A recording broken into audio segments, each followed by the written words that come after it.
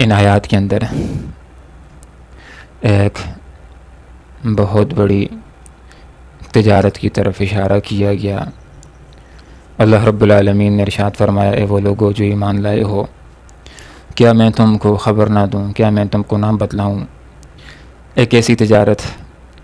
کہ جو تم کر لو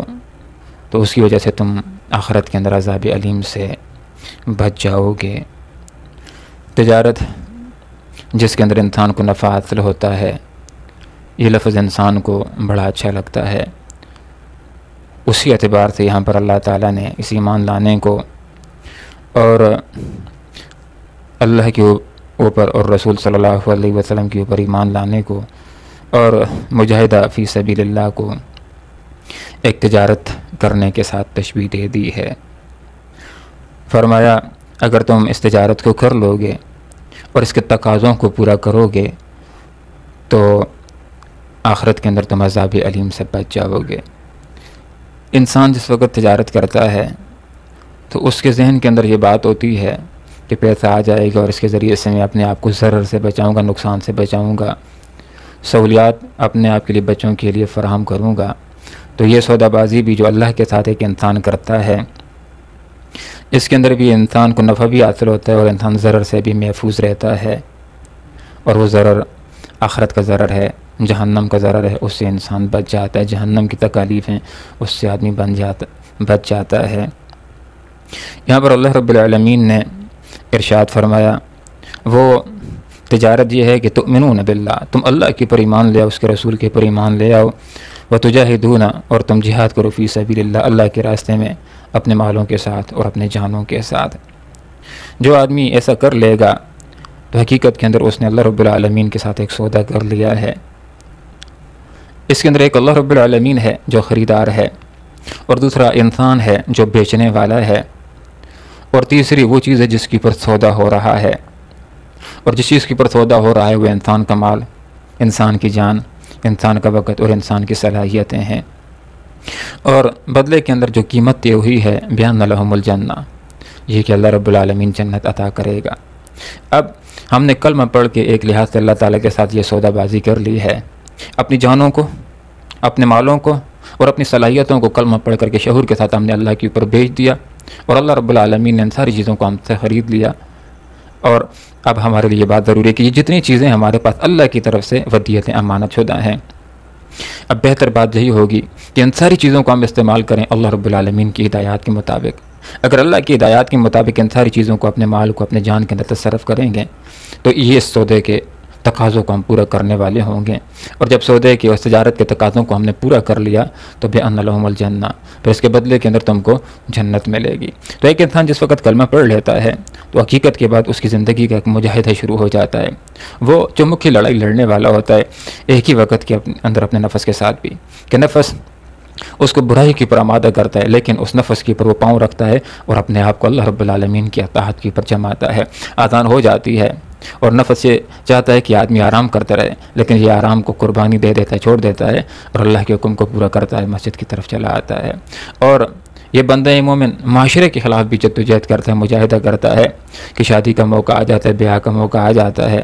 اور اس وقت معاشرے کا حکم یہ ہوتا ہے کہ فلاں رسم بھی پوری کی جائے، فلاں رسم بھی پوری کی جائے، لیکن یہ بندہ ان رسموں کو چھوڑتا ہے اور شریعت کی تابعداری کرتا ہے، اور ایک ہی وقت کے اندر بندہ مومن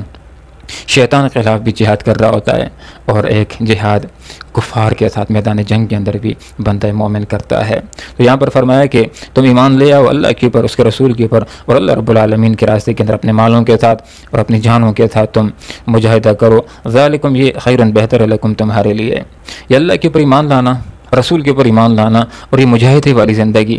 اللہ رب العالمین کے دین کو سربلند کرنے کے لیے انتہائی کوشش کرنے والی زندگی، یہ تمہارے حق میں بہتر ہے اگر تم اپنا فائدہ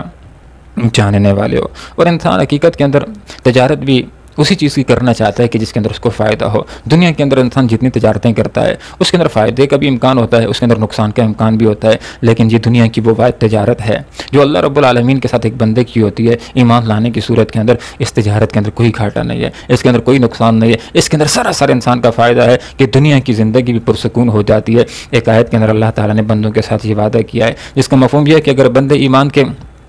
تقاضوں کو پورا کریں گے تو اللہ رب العالمین کا یہ بات ہے کہ میں ان کو فَلَنُحْيِيَنَّهُ حَيَاةً طَيِّبَةً، ہم ان کو پاکیزہ زندگی گزارنے کے لیے دیں گے. اور پاکیزہ زندگی وہی ہوتی ہے کہ جس کے اندر انسان کی ساری ضروریات آسانی کے ساتھ پوری ہونے والی ہوں. تو جو لوگ ایمان لے آئیں گے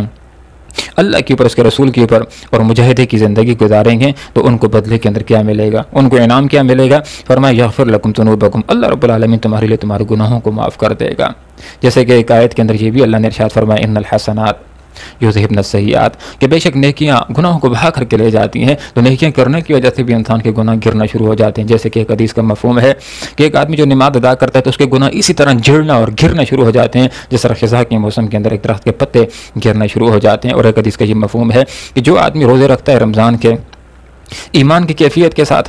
اور ثواب کی نیت ہے تو اس کے گزشتہ سارے گناہ معاف کر دیے جاتے ہیں. اور ایک حدیث کا یہ مفہوم ہے کہ جو آدمی حج کرتا ہے اور صحیح طریقے کے ساتھ آداب کے ساتھ حج کرتا ہے تو حج اس کا قبول ہو جائے تو حج سے وہ اسی طرح لوٹتا ہے گویا کہ آج اس کی معنی اس کو جننا ہے، اور وہ گویا کہ آج دنیا کے اندر آیا ہے. جس طرح ایک بچہ معصوم ہوتا ہے، گناہوں سے پاک صاف ہوتا ہے، تو یہ حج کرنے والا بھی اسی طرح ہو جاتا ہے. اور اللہ تعالیٰ کے احکامات میں سے ایک حکم یہ بھی ہے کہ جب تم سے گناہ ہو جائے تو لوگو یا ایھا الذین آمنوا توبوا الی اللہ توبۃ نصوحا، لوگو اللہ رب العالمین سے توبہ کرو. تو یہ توبہ کرنا یہ بھی اللہ تعالیٰ کے ایک حکم کو پورا کرنا ہے. صورت کے اندر کہ جس وقت انسان سے گناہ ہو جائے تو جس وقت ایک انسان توبہ کرتا ہے، شرعی طریقے سے توبہ کرتا ہے، تو اس سے بھی انسان کے گناہ ختم ہو جاتے ہیں، گر جاتے ہیں. تو فرمایا یہ جو تجارت تم نے کر لی ہے اس کے تقاضوں کو پورا کرو گے تو انعام کے اندر اللہ تعالیٰ تمہارے گناہوں کو معاف کر دے گا. وہ یدخل اور داخل کرے گا تم کو جنات، ایسے باغات کے اندر تجری بہتی ہوں گی من تحتہا، جس کے نیچے سے الانہار نہریں، جس کے نیچے سے نہریں بہ رہی ہوں گی. ایک مفہوم یہ بھی ہے کہ محل ہو، محل کے سامنے سے نہر جاری ہو اور آدمی محل کے اوپر بیٹھا ہوا، چھت کے اوپر بیٹھا ہوا ہو، تو یہی مطلب ہوتا ہے کہ یہ محل ایک ایسا ہے کہ جس کے نیچے سے نہریں بہ رہی ہیں. سامنے سے نہر بہ رہی ہے، مفہوم یہ ہے کہ نیچے سے نہر بہ رہی ہے. اور اس کا ایک مفہوم یہ بھی ہے کہ نہر ہو، اس کا پانی جاری ہو، اس کے اوپر ایک پل ہو اور پل کے اوپر انسان کا پیار رضا گار ہو. تو جنت کے باغوں کے اندر،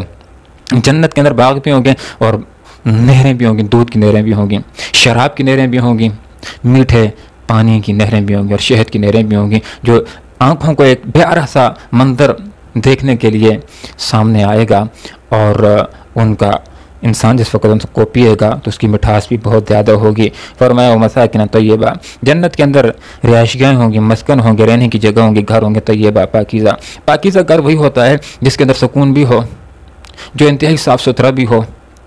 اور اس کے اندر ضرورت کی تمام اشیاء موجود ہوں. تو جنت کے اندر جو گھر جنتی کو ملے گا اس کی بنیادی صفت یہ ہے کہ اس کے اندر سکون ہوگا. اور ایک انسان کو اگر گھر کے اندر سکون حاصل نہ ہو تو باہر اس کو سکون ملنا مشکل ہو جاتا ہے. تو یہ سکون اللہ رب العالمین نے جنت کے اندر، جنت کو گھروں کے اندر رکھا ہے. فی جنات عدن، یہ ہمیشہ کی جنتیں ہیں. جنت کے اندر جو باغات ہیں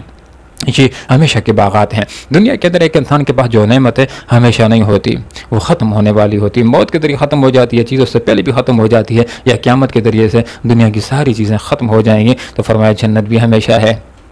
جنتی بھی اس کے اندر ہمیشہ ہوگا اور جنت کی نعمتیں بھی ہمیشہ کے لیے ہوں گی. ذالک الفوز، یہ کامیابی ہے العظیم، بہت بڑی. یہ اللہ کی رضا کا مل جانا، یہ جہنم سے بچ جانا،